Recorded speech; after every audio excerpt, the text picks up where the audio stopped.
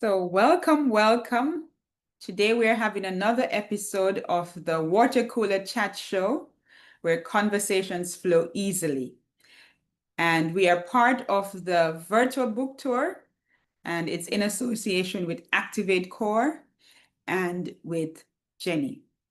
So, today I want to introduce author I call her Rose, and I will say to her, please pronounce your name because I don't want to say it incorrectly. So, Rose, the floor is yours. Can you introduce yourself? Tell us where you are connecting from. Right. Thank you. Thank you. Hello, everyone listening the Water Cooler Show. My name is Rosalia Shiweva.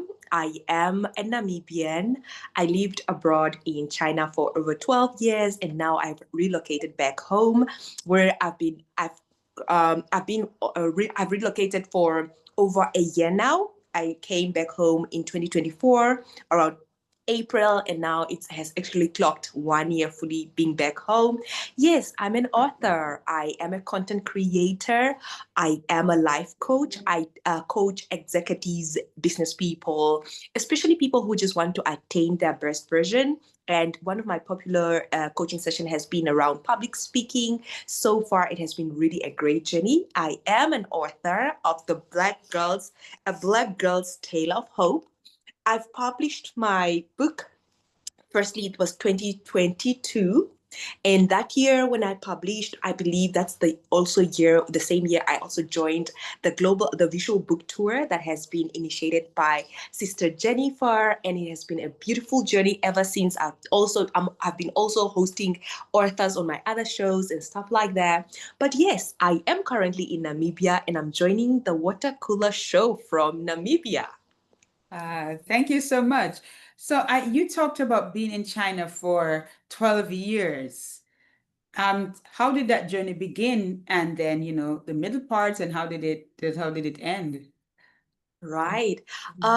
It began at a very tender age when I was 18, 19 years old. I got a scholarship, government scholarship, to move to China to study my bachelor's. And then throughout the journey of doing my bachelor's, I started then doing content creation, which I was publishing my journey on YouTube, Facebook, and just sharing my journey as an African woman there.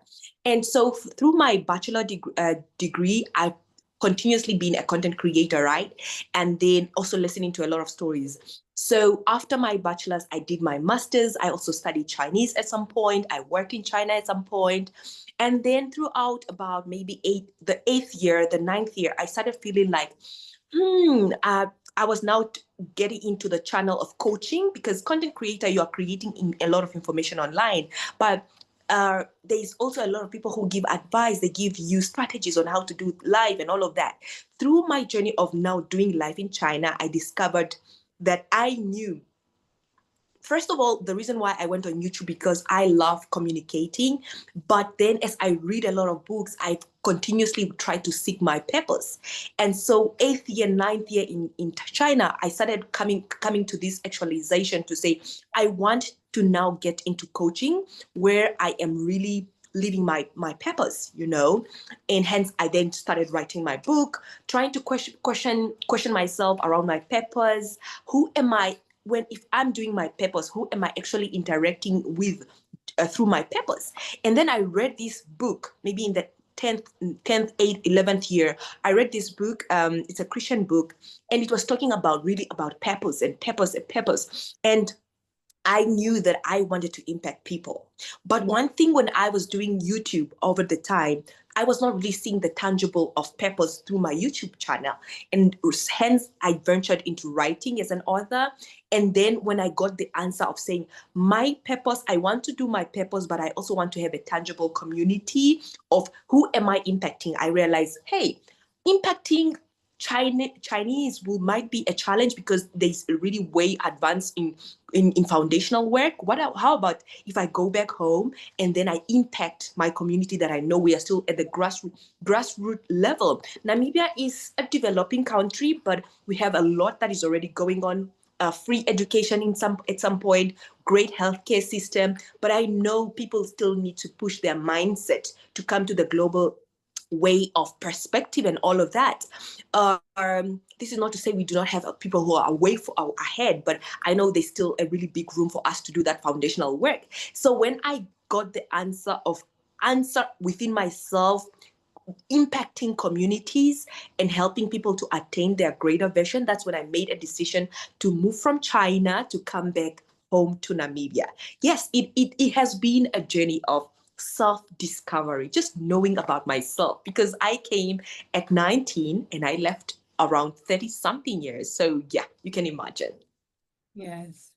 And a lot of people have this fear of going back because it's like you've been here. Because I remember when I lived in Japan and we went there and they said, one seminar I went to, they said, okay, when you get here, you're going to go through this thing of adjusting and the culture shock. And you do all of that. But when you actually go back home, you're also going to go through another kind of culture shock because you've been away from that culture. So how was it for you when you first got back home? Right. Yes, I totally agree with you saying that, or that seminar mentioning that when you move back home, you also get through a culture shock. For culture shock, for me, I would say things like being on time. Being on time is a culture that I adopted when I was abroad, right? And here, maybe I might schedule an appointment with someone and they might not necessarily show up exactly at the time. Maybe it could be an hour late, could be 30 minutes late, that type of shock. And I'm like, at that time, it was shocking for me to know, maybe the first instance, second one, but later on, I just realized, like, you know what? I can utilize that time for another thing, right? So culture shock is there. And also just the fact that you really especially that for my instance, when I went abroad, I knew about myself, but I didn't know so much about myself. Now coming back home, it was like coming back a completely different person, but people already put you on a pedestal as the person that they knew before you left, right? So those are the challenges that you have to face, a person who moves back home, and you are completely a different person. The way you live, the way you do things, you have adapted new culture for yourself. And even the other time, I was asking a question in the recent months while I'm in Namibia. I've been asking a question: how do we create culture? I posted that on my LinkedIn and on my Facebook to ask, how do we create culture? Because the way people, their value system could be different from my own. And all of that is within the culture shock that I've experienced coming back home. Yeah, I know it was not an easy journey, especially when it comes to adjusting from a developed place like China, I would say, to Yes. a developing country. That is a place where you have to adjust. Things in China are really fast. Yes. Transportation is very fast. If I have to use public transportation in Namibia today, it can be a really frustrating thing for some time. And sometimes I completely try to avoid doing public transportation if it has to be very slow. So it's just fitting in. It's just also knowing that you need to be aware of that adjustment that you are going to make, and then eventually create still that comfortable home or convenient home that you can ever create for yourself. I think that comes in handy. Otherwise, yes, it's part of the process. However, I would tell someone thinking about it, it is a beautiful journey if you come to that actualization, and also if you know what you're going to do there, because there will be challenges and you'll need to make decisions according to now. Why did you move back? I think if you are guided by that why, then yeah, it will be comfortable at the end. Yeah, you can't just pack up and go home. You need to have a plan. You need to work some things out. You Yeah. need to, yeah, because you're going to have challenges. And the thing is, living in China, there are also challenges. So Yeah. as you said, it's about the mindset, what kind of mindset we have and what kind of things are happening to us. So for me, I went through that journey like 3 times. So I lived in Japan and I went back home. Then I went to the UK, then I went back home, and then I came to China. And then, people say, and I said, every time it has been quite different. I had different experiences. And now today somebody said to me, "Oh, you've been in China now for 10 years." I said, "Yes, I came here in 2015 and it's now 10 years. In February, it was 10 years." And I think about it and I said, yes, it's time to move on. It's time to do new things. But I'm also, planning and working it out because, yeah, what you need to kind of have a plan about where you're going next. So I think your journey is a beautiful journey. Now, some of the things that you said was self-discovery. So when did you really get into this mode of self-discovery? Was there, you talked about one book that you read and some other things. So what was this whole journey like? And I know you've also done your Global Love podcast. So what has this journey been like for you of self-discovery? Right. Self-discovery has been centered around loving myself more, I would say, because in the time when I was in my bachelor, I did a course that I never anticipated to do that was really centered around innovation and design. And at that time, it was a tough time for me because I've studied in another language, Chinese, which is Mandarin, and I was forced to find comfort in being in the class, the only African girl at the time. And I was maybe most of the time the only foreigner in the studio because we would work in a workshop. Imagine it's a workshop which is having maybe about 200 students, all of them put into different groups. It's a very big space, maybe not 200, let me say 100 or 60 because it's a yearly intake, right? It's a yearly intake. And I spent time with those classmates for about 5 years because that course was 5 years. And I studied in Mandarin. And I was put in a new major because I was doing urban planning and I never anticipated I was going to do that. Hence my plan all along was me to do medicine, but well, God took me there to design, right? And so I'm learning technical drawing for the first time because I was doing physical science and biology in high school. And then I was in a foreign place learning in Mandarin, but also learning with no one who looked like me. I was the only person the only person from Africa at that time. So instantly, when you're in a place, you need to find a way to adapt. Like human beings, we have the natural resilience of adapting to a place or adapting resilience that comes in handy with you being on earth. So I guess it was a natural instinct. I then started, obviously when I'm in the class, I'm challenged so much because everything is foreign. So I need to love the designs that I do. I need to be comfortable talking to the teachers. So it was a thing of, I need to show up for me and I need to show up and accept whatever outcomes at every single point in time like that. And so when I'm surviving in this, I would say surviving at that time in this coursework, I was now finding how can I comfort my soul. So I was listening instantly to coaches, different speakers online. I was just browsing internet because that was also a new thing. It's 19 years old. Pretty much you have been in high school, you didn't have a phone, all of that. So everything is new at the time. Yes. But all along, I could say that it was centered on loving myself because from that class, I needed to accept the design I did as an artist, as a creative at that time. You're never final with your creativity, right? So sometimes you'll be hating your own creativity, but if you want to make it the next project, you need to love the first project or the outcome that you did. So it was just molding my spirit, my soul, understanding that, okay, now I'm here, I need to improve my design, I need to improve myself, I need to study, I need to look for a tutor. And then I'm reading books also, just reading generally how to do a lot of stuff, how to maybe cook healthier meals, can I be sane abroad. That means I need to adapt exercising. And then at some point, I also had to go into therapy because now you are 19, you are hanging out with maybe opposite, like falling in love, getting to relationship, all of that type of thing. It's nitty-gritties of life that happens to you, but they mold you, they shape you, they shift you, they move you at different angles, right? So the journey was, as I encountered different people, I learned different things. People from certain countries taught me specific skills and specific like I would say, be pushed to adjust according to their behaviors.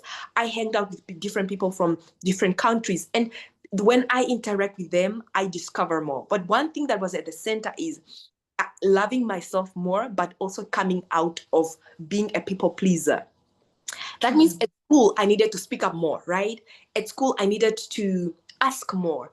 And when I'm encountering different friends from all over the world, I needed to give less. I needed to give back more to myself. I needed to understand how can I become a better human being for myself, because even I would be required to show up for my family at that age. And coming from a background, I'm a middle child person. Coming back from that background, I was having an automation of different habits, and obviously I needed to change that because they were not most or some of the habits maybe not so destructive, but maybe not so rewarding to myself. So I would say the transformation self-discovery journey has been centered on loving myself more, accepting myself more, and like showing up the best version. And yes, it was through reading lots of books, listening to a lot of people, showing up. And I would not, maybe even the time when we met Nadine, it was the time when I was saying, I'm joining everything that I'm seeing on WeChat. Like all the projects that I'm seeing, I'm joining them because I wanted to always create that community and then learn more and just experience life, you know. And it has been a beautiful journey, as we highlighted at the beginning, because at the place where I am, it's even pushing me in my business, being a coach, coaching clients. I need to give them a certain pricing. If I'm not going to be great negotiator, it will take me back in business, you know, all of that thing. So all of that brought me to where I am today. And I would say that self-discovery, it's even maybe the beginning point of a business person. If you're going to get into business, you'll need to discover self-aware, and then it can impact the way you show up in different angles. Yeah, and it has been over a 12-year journey now. Maybe now I'm no more discovering myself. I equally understand who I am. But yeah, just now at a place where it's taking back those what I picked up back to the community, so that a little young person at 17, they don't need to do so much, you know. It's like turmoil. It was like me grinding, and I hope that that's actually what I am imploring in my clients, to have a little bit easier journey. Yeah. Yeah, it's amazing. I was, as you were talking, I was thinking about two things. One, when we get to this point where we have so much struggle, it's that it's the beginning. So I have this thing that I normally put up in my classroom, and it's the failure is the beginning of searching for answers. It's the minute you are in this space of the struggle, you start to think about, who I am, who do I want to be, how do I want to show up. And I had similar experiences here because I was a teacher in Jamaica too. And I left Jamaica and I was part of the JET program, which is a teaching program that went to where I went to Japan. And I thought life was good. And when I lived in Japan, I was like at the top of my, career. Everything went well. And then I came to China and it was just like I was feeling so much like I was stupid at times, like I wasn't a good teacher, like and I went through all of this. And finally I had to come to the place where I said to myself, I needed to stop struggling and I needed to let go of people's opinions. And I needed to, as you said, love myself and speak up for myself. So I stopped pleasing people and stopped wanting to, because for me, it was a whole thing of I needed to show up at work every day, give 110%. But at the end of the day, nobody was grateful for it. And I was passed over for promotions. And people treated me like nothing. And I said to myself, no, I have to stand up for myself because I know that I am a smart person. I know that I'm a good teacher, and I had to show up in a different way. So even when nobody encouraged me, I had to find that. So I listened to your story. I'm really encouraged, and I know that when we go through all of this, this is what happens. It's a turning point. So I'm glad that you're still on your journey and your journey is helping others. So yes, I think we just continue to journey. So for your book, I have read parts of your book, and it begins with your parents' love story. Why did you start at that point? Yeah, why did you start at the point of your parents' love story? In your book, that's where you begin. Yes.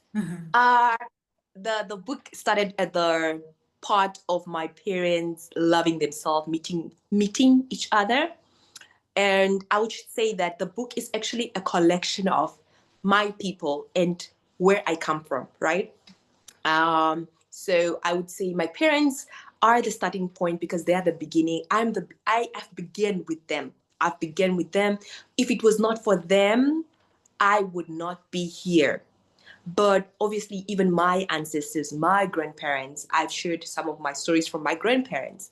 And Mhm. yeah, it began there because they are the one who molded, they shaped the way I think, the way, especially at the time when I was still young, they had a very big role to play for who I became today. And yeah, I thought it was fit for me to start from there.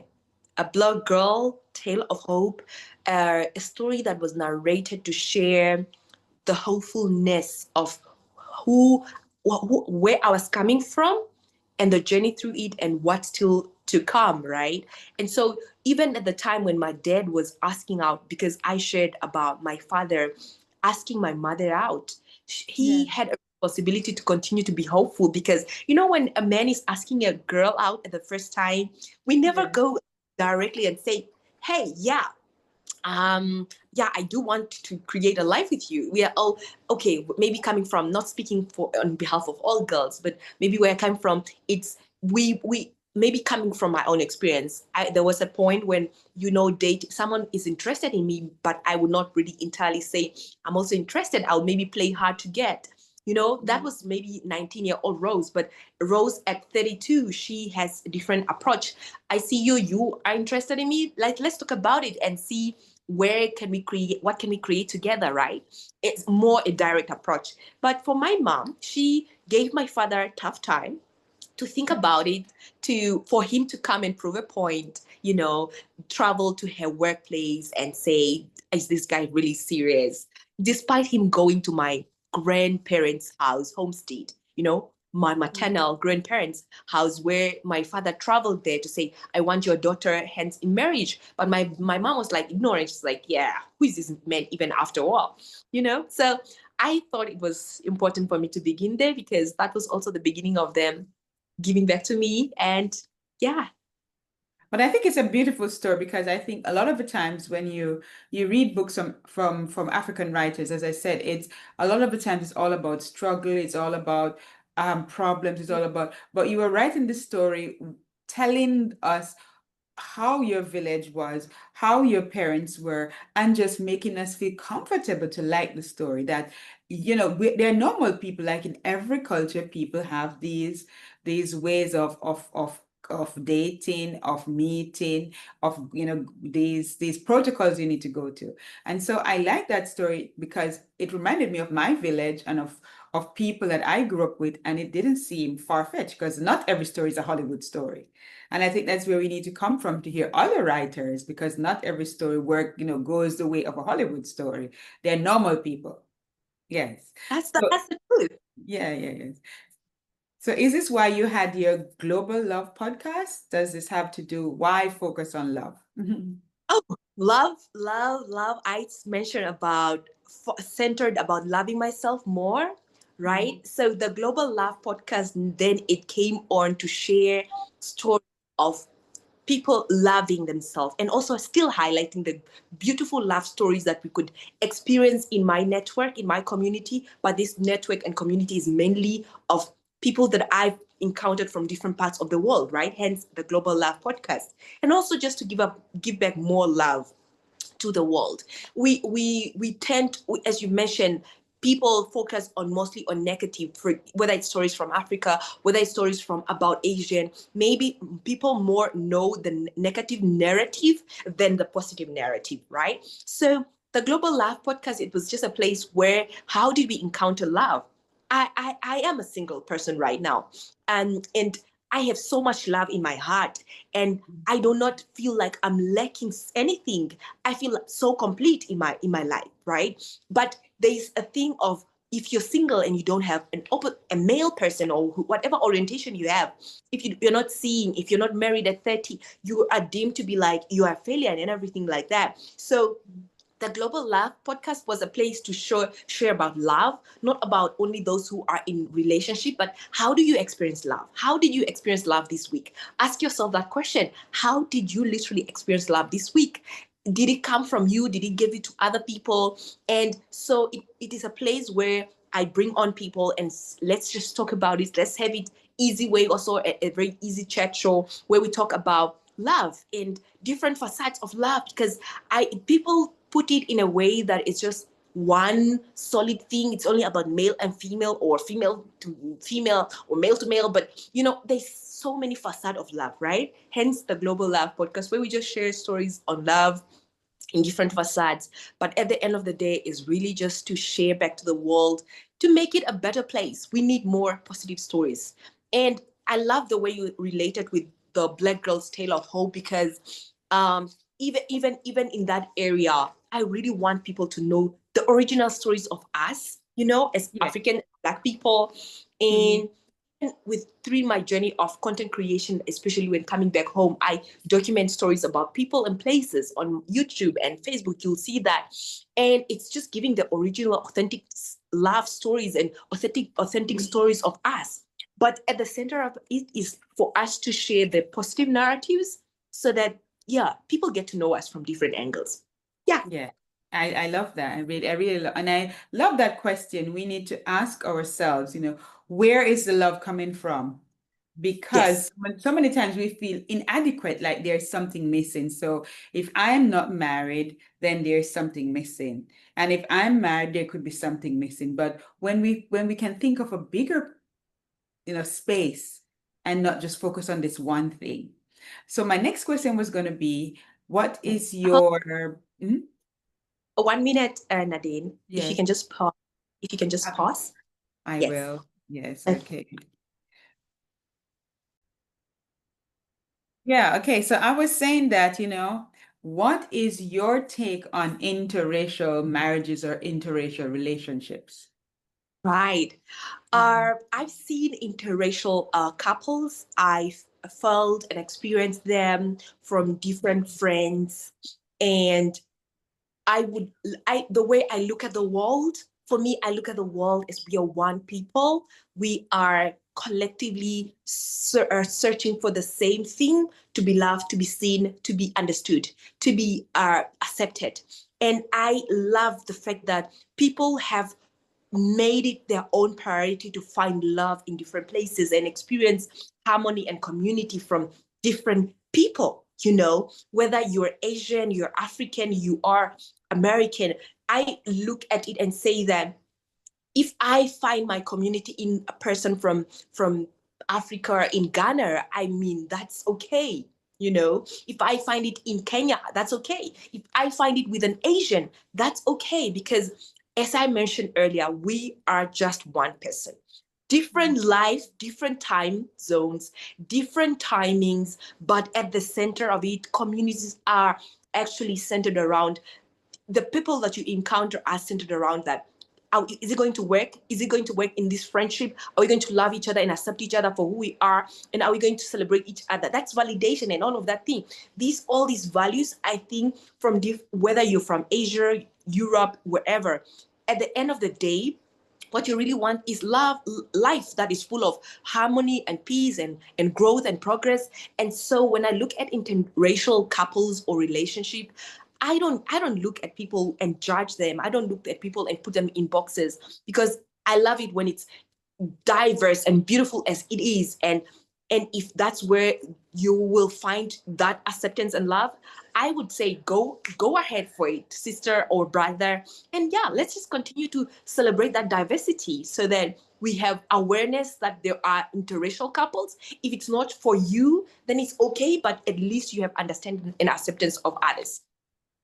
Yes. Yeah, but I have this, I know of this situation where when I was in England, living in Cambridge, there was this girl, she came from Nigeria, and there was this guy there at church, and they just met at church. They never had any thought in their minds that, years later it would turn out that they would get married and all of that. And we just saw this beautiful friendship develop, and from friendship it went into a relationship, and then finally they got married. So I'm saying, so even when you're not looking for it, this is what, because this is where God led her and her life went. So as you said, keep an open mind. If that is where you find, your soulmate, that's where you find that safe space, then yeah. But I think some people have made it that something is wrong or something is bad, but we're just people, and the Mm, connection can be there, and love can happen. Okay, so yeah. you mentioned that you've been doing so many different things. So you wrote your book, you're doing content creation. When you said you wanted to study medicine, and then you left from medicine and went into content creating. How was that shift for you? That was quite a big thing. Yeah, so when I was in grade 12, which is like the last grade for high school, if you put it in that context, is the time, because of the fact that I've always been a brilliant student or a brilliant learner, the easiest thing or the first thing people will think about is you are going to be doing medicine. So I was asking myself questions like, so what am I going to do? But at 18, you really don't know what you're going to do with your life, right? You just have options there. So I was thinking of political science at some point, but my friends at the time were like, no, politics is not a good game. And then at some point I say, okay, so what am I going to do? One of my teachers say, oh, you suit to be a social scientist, someone who studies about social workers, social life, and things like that. But no one really gave me the context of it, and he didn't emphasize it on it. So the last year of high school, I filled in so many applications. I was accepted in science lab or study for a few 6 months, and hopefully after this 1 year I would move to the medical university in my country, Namibia. Then I applied for a scholarship, which I also had a very much intention to get scholarship because of the background where I come from and all of that. So eventually when I got a scholarship, the only one that I got, I was then forced to do a course. When the acceptance letter came, I thought it was going to go immediately into medicine because that's what I applied for. But it fell on the other side in planning. And so hence, when I found it in planning, and then I had to do that. I had to do that, but the original plan was for me to be a medical student until then become a medical doctor. But fate had different answers for me. I feel like God placed me there. If you're Christian, you're a believer. I feel like God was the one who guided me to that path. But at that time, I didn't entirely understand it. Like, why? Why would I run into such a course? So that's what happened. It then I would say then creativity and innovation chose me in a way because I found myself there without entirely really pushing myself into that place. And yes, that's how I moved from a direction of medicine to now creativity. All of that I am doing is more creative entrepreneurship, just a different facets or different ways. Writing is creativity, content creation is creativity, coaching is creativity, being an entrepreneur is creativity. So I call myself a creative entrepreneur in different facets. Yes. Yeah, that's beautiful, because you didn't know the path, you didn't know how you were getting there, you had some resistance, but as your story unfolded, you came here. And I think that's the beauty of all our journeys. How do we get to this place? Okay, so you've done one book. Are there other books coming out? Are there other ideas for other books? Oh, yeah, I've done one book, um, which I'm holding here in my hand, A Black Girl's Tale of Hope. This book, it is really about my younger self.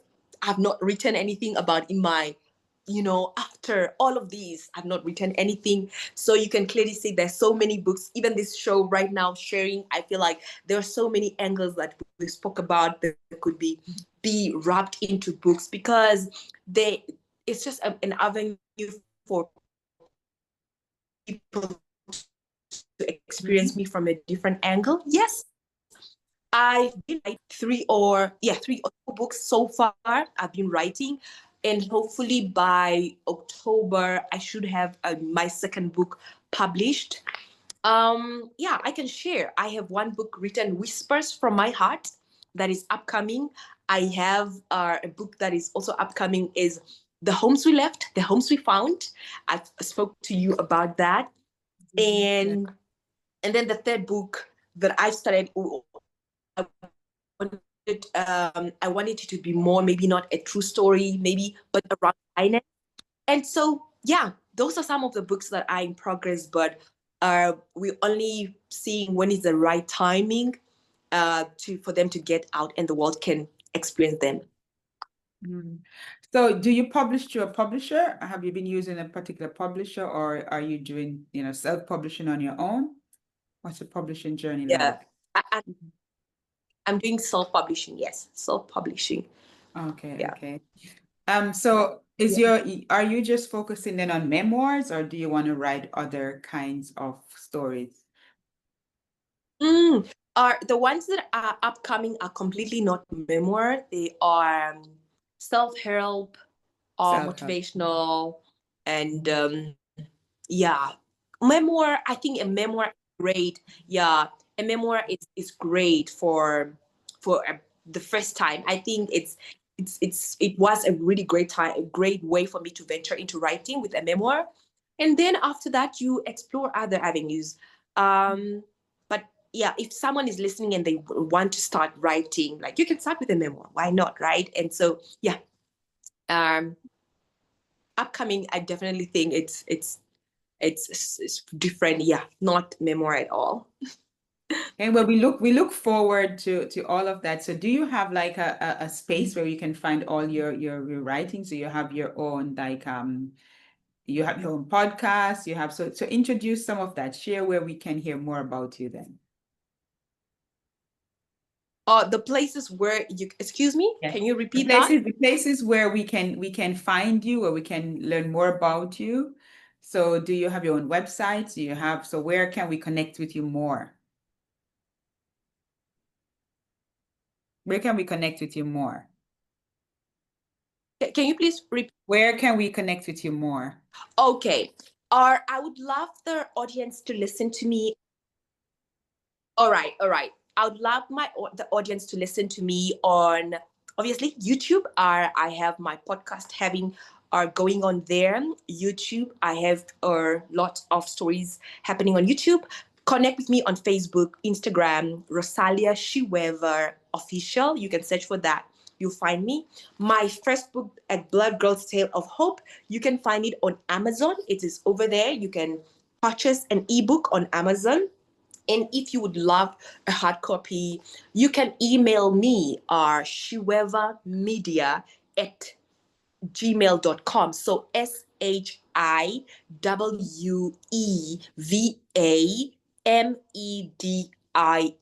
at gmail.com. So you can connect with me there. I will make arrangement for a hard copy if you'd love. However, you can purchase it on Amazon. And all my publishing, the upcoming publishing will be available on Amazon as well. And you can just reach me out on Instagram. Instagram, it will be easier for you to DM me, and then I'll connect. Then we can arrange for you to get a copy or an ebook via Amazon or any other link. Yes. Thank you so much. Now, one of the things I do talk about on this show is joy. So every time I talk to anyone, I say to them, what has been the joyful part of the journey, the joyful part of writing? Just share something about your joy.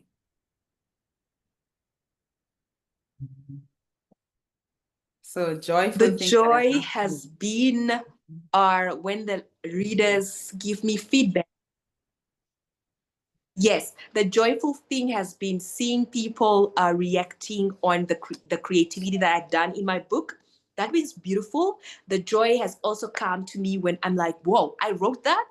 Whoa, that's so amazing. Like, amplifies and validates the I would say a crazy part of you, but beautiful part of you. So it has been joyful to see myself in like a pencil all the time, creating new things. And I love it because it amplifies the God who have created me, right?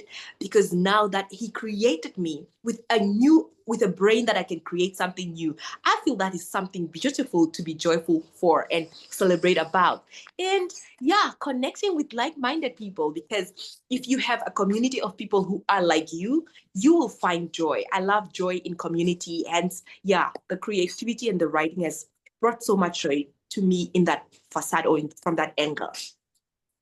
Yes, as I looked at you, I said, yeah, I can see the joy coming out as you're talking. I can see the smile and say you're joyful because you are a creator. And as you said, it's coming from the creator. So we are having this joy that we can share, that we can give this, that we can get people to see other perspectives, and we are creating. So that is really wonderful.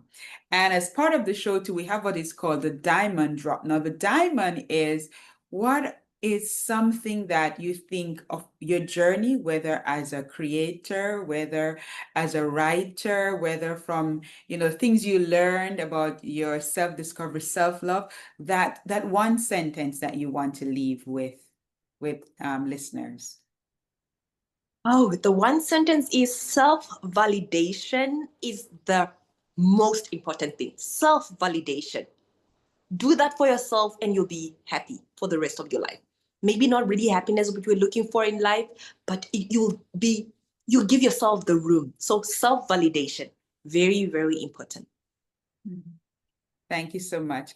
And what I want to say is, as you said, we are all continuing different parts of a journey. So you didn't just write one book and then you stopped. You didn't just leave China and then you just, curl up and said, you're going to do. You are still making waves. You're still pushing forward.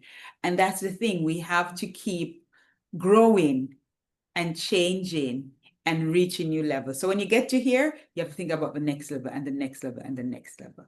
So what is next for you, Rose? What's next for you? Where do you see Wow. yourself? There's a lot. There's definitely a lot for me in store. At some point, maybe I'll become a politician. Who knows? Because I am a person about people. I want people to change. If it has to be me getting into a political position, that is okay. However, when it comes to creativity and all of that I'm doing, there's so much to scale. This is just really foundational. I've already laid the foundation. Now this is the time to scale. I know God will lead me, take me to places. I know I'm the first to do of the kind from my ancestral lineage, maybe the first of its kind to be done in my family. So I know God will be at the center of everything. But you know what, Nadine? They say when you stop growing, then you start dying. I'm Yes. here on earth just to continue grow because I know when I die, I want everything to be here on earth already. Like I want to die empty. So there's no time for us to start dying right now because there's so No. much in store. Yes. That is it. We don't need to give up now. Keep Yes. keep moving, taking small steps. And the creator, the above us, God Himself is going to unfold the path. It was so great talking to you today, Rose. I want you to know that I read your book. I thoroughly enjoyed it. I could connect to the stories, and I shared it even in my class with my students when I was teaching others to write and others were doing memoirs. I said, here's a good memoir. You can, she had done a good job of shaping her book. So thank you so much for putting your work out there and for connecting with me today. It was beautiful. I could see your authenticity, and it's wonderful to just connect with you. So from the Water Cooler Chat Show, I want to say thank you, and conversations continue to flow. So any last words before we close? I'd love to say thank you. The Water Cooler Show, you have been created a very beautiful space. And for some point, I was like, oh, I love being the one to be asked questions. I really loved it, Nadine. And what you're doing is beautiful. I can't wait to see you in Namibia or in Africa at some point. I love the community that I've been part of, especially Active Core, what they've been doing continuously, shaping the community around the globe, even with us who are abroad and now, I mean, away from Asia, China per se now. And so I'm just grateful for the opportunity. Thank you so much as well. I can sense the vibrancy of how you're asking. I feel like from the first time when I encountered with you to now, I feel that is a really great progress that you're doing. So, I'm a person who validates others. So you are doing great. Thank you. Yes. And Yeah, thank thank you you. for us and Yeah. looking forward to the next encounter with you. Thank you so much. Yeah, thank you. And yeah, as you said, we want to thank Jennifer and Activate Core and the virtual book tour and the space she's created and the space and the ripple effect is having and the connections you're making. So for anyone listening, if you want to, share your story too, you can get in touch with me. If you want to share your story on Rose's podcast, Global Love Podcast, you can also share. And this is a space for us to keep conversations flowing. So thank you. And this is over now. Bye bye.